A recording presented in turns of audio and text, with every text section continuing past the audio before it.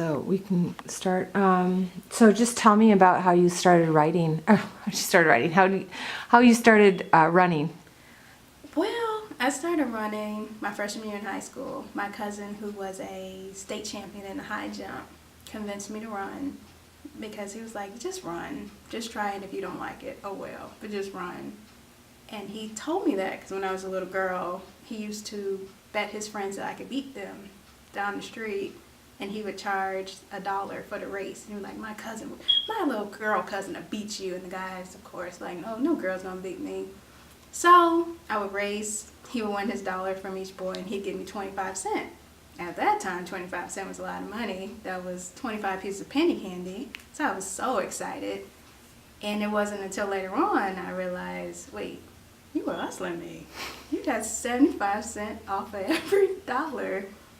We used to play football together, and he'd make me play wide receiver. He'd just say, run. Just run and I'll get the ball to you and keep going. So I would catch the ball and keep going. So he saw the speed in me and convinced me to run, and I started running ever since. So talk to me about what happened in high school, the training and the awards and all of that. In high school, I went out for the track team at Warren my freshman year, and my coach wanted me to be a high jumper, but I couldn't jump off of 1 foot. It was just not happening. I was a 2-foot jumper. So she said, you know what, I'm going to put you in the sprints. I never ended up losing a race. So I won state in the indoor 50 and 200.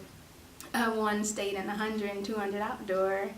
And she was like, wow. And I was like, oh, I must be pretty good. Because I didn't know what the barometer was. And I ended up running summer track, and I missed the summer competition because I didn't receive correct information from a teammate.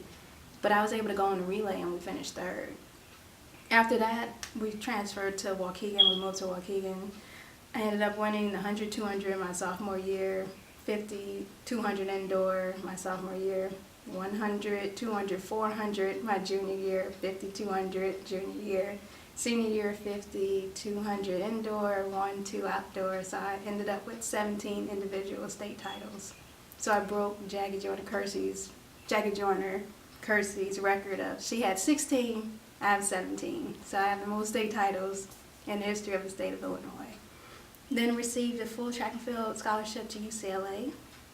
Became a world junior champion my freshman year. Became an AAU champion during the summer. The only person from the Midwest in the finals. Became a junior Olympic champion.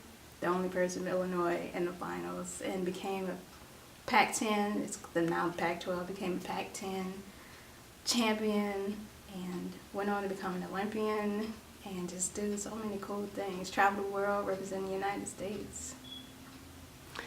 And is there a standout moment for you? I mean, I'm sure you had an incredible moments. Obviously, you were in the spotlight a lot and succeeded a lot. But is there anything, you look at a career like that, and is there anything in particular, one moment that stands out from another?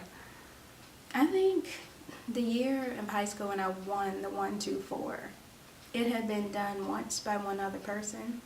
And I just did the 400 because it was my junior year, and a girl a year ahead of me was like, the 400 looks good to college coaches. I was like, all right, let's do that too then. And so I remember leaving the meet, and we were driving back, and I saw a track along the road, and I said, wow, I'm the state champion in the 400. My least favorite race on the track. Like it hit me then, and I was like, wow, that's impressive. That's really, really impressive. So that moment, that was one of the moments that stood out to me. And my freshman year at World Juniors in France, and honestly, France, I was done. I had such a long freshman season, and we were competing. I had won the 100, and we were in the 200 finals, and I had nothing left. And I was running in the race, and the girl who ended up winning, I finished second. She was running, and she looked back at me in the race and proceeded to win. But I was gassed out. I had nothing. And I told myself, I said, okay, every time I see you from this moment forward, I'm going to destroy you. Every time. And every time she was in a race, I made it a point to destroy her. Every time we competed against each other. And she was from France. Yeah. So that stood out to me too. That moment stood out to me too. So, you know, you had this great career. You still have it in just different ways. But along the way, you learned a lot. And tell me about how you learned about track and what it took and what you wish you would have known. Well, what I learned is it's a very political sport.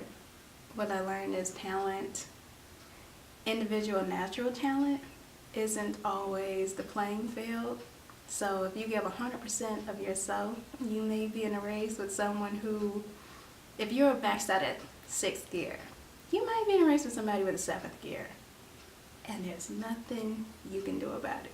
So you have a choice. Either you're going to add a 7th gear, or you're going to be good with, you know, just getting beat up on the track. So I learned that people are willing to do whatever it takes to win. And it got really, really bad. So my injuries allowed me to walk away, but you know, that I would have still been competing and taking a lot of L's because I refused to conform and do what everybody else was doing.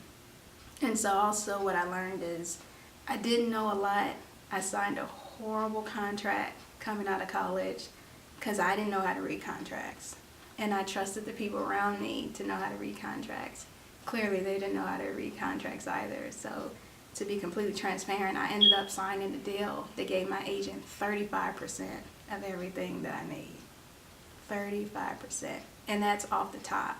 So that's before Uncle Sam gets his 30%. So now I'm already down to only having, 45% of all I made before I paid a bill. One of the worst things ever in that contract was I was ironclad and I couldn't get out of it until my Nike contract ran out. Because the deal was negotiated through my agent for Nike, and so I had to adhere to it. Or I could get another agent, but I still had to pay that former agent. So it was pointless to do that. So I started to realize about the money, the stuff behind the scenes. And I signed with Nike, but I realized after I signed with Nike that my agent didn't tell me Adidas had a better offer on the table. But my coaches wanted to be Nike coaches. So they convinced me that the Nike deal was the better deal. And it wasn't until after I signed that I realized that the Adidas rep asked me, why didn't you take the Adidas deal? I was like, because it was less money. He was like, no, it wasn't. It was more money and more years. Contract already signed. So you start to realize people have their own ulterior motives, and it's how they can fatten their pockets at your expense. So I learned that. So now with that information, I can help a lot of people moving forward. I'm like, read the contract, read the small print. In the middle of the contract, read the small print because that's where the good details are. Yeah. So knowing what you know about track and politics and bad agents, people that don't have your best interest in mind, what is it that you're doing now with your life and with your foundation? Can you explain more about that? What I do now, I started a nonprofit called Furthering the Lives of Youth. It's FLY. My brother came up with the acronym. I just filled in the words. And when I was growing up, I didn't come from much. We didn't have much. I didn't know what to do, where to go to do it. I just didn't know. We just didn't know. The information just wasn't available. So what I wanted to do is I learned about all these programs after I was gone, that these things exist. But it's not given to everybody. And you have to have money to participate, so that would have disqualified me too. So I thought, for someone like me who worked so hard in the classroom, there should be a bonus to it. So I started a program where we work with kids who are great people and have great grades, have a minimum of 3.2 GPA. We then step in and fill in the blanks. So if they're a musician, we pay for instruments. If they're an athlete, we pay for athletic fees or equipment. If they are a scholar, we help ACT, whatever we can do to help maximize that young person's success. So in essence, FLY is what I would have been a part of if it was available when I was coming up. And I'm grateful to be able to share the knowledge that I have, and everything that I've learned, these kids are going to learn. Everything, reading contracts, We're going to get everybody passports so they can start traveling abroad and seeing that the world is larger than their neighborhoods, because a lot of people get trapped in their own neighborhoods. So everything that myself and everyone associated with Fly has experienced, each and every child is going to learn. Yeah. And tell me about who's on your board, and also how you're funding this endeavor, because it's a big endeavor. It's not just local kids. It's a worldwide endeavor. Funding, my own money to start it until we get rolling and get the grants in. So it's founded by me, funded by me, and my board consists of amazing people I've met at my travels. I have a doctoral, she is a woman, her name is Dr. Jamaica Moore. She has a doctoral degree in clinical psychology. So she helps with the programming that we're going to have. That was her dissertation, so it worked out perfectly. I have an amazing man that I met at UCLA. He's our financier. His name is Brian Harrison. Then I have another amazing woman that I met at UCLA from the Bahamas. So she helps with the international aspect, helping me with the laws, knowing what we can and cannot do. And she's actually a head of the DCFS in California. So this is a board, and I'm constantly adding amazing people. I'm in talks with an amazing woman who's starting her own charter high school for amazing kids. So I'm looking to bring her on board and other people with strong suits. And it's just, I want it to be that everyone associated with Fly is high character people. So that when you see our board, when you meet us, we have an event coming up July 8th. They're all flying in from all over the country.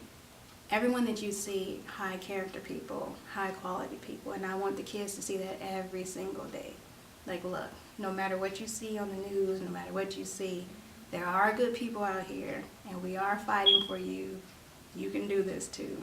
So I just want this to be that gleam of hope, that helping hand to pull them out of their situations and help them lead awesome lives and become more awesome people. Yeah. So that's why I do what I do. You also mentioned, you've had talks with a lot of local school districts and foundations and things like that. You've had sort of mixed review or mixed response. Can you talk about what the response has been like from, the different local entities that you've talked to about the program and getting it into schools? Well, what I've discovered from people who have their own nonprofits, they say that the parents are the biggest hurdle, because the parent participation is horrible, is non-existent in most communities. And then dealing with the school boards and the school districts is a whole other headache. Like the Schuler Foundation, they just came in and took over. They came in with their own funds, their own resources, and said, hey, we're going to take this space. This is what we're going to do. That's it. And so I love how they did that, and I think it's a great program for the kids because it gives kids from these areas great opportunities. But the other organizations are just finding troublesome mostly with parents. So what we do is we get around the parents. So we're like, hey, you don't have to worry about your child getting there, getting back.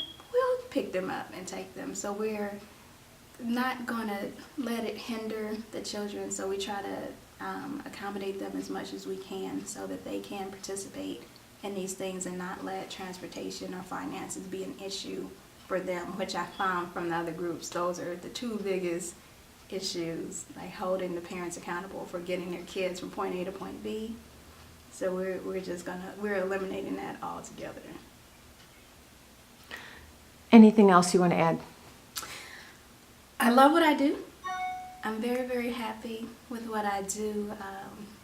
We have an event coming up Friday, July 8th, and it's going to be in Waukegan. It's a Sundress and Linen affair, and every single dollar that we raise is going to the center that we're going to build here in Waukegan, and we're going to build centers all around the world. But the first one is going to be home, since I'm from Waukegan. That's very, very important to me. And we have a lot of amazing kids. Our first group of kids will be, I'll be announcing them May 2nd. So go to our website, go to all our social media and stuff, and you'll see the quality of amazing kids. And nominate more great kids so we can help more kids and donate money. So, help me out, help me build these centers all over. And it's worldwide, once again. So it's for every child, anywhere, no matter what. So that's it. I love what I do. All right.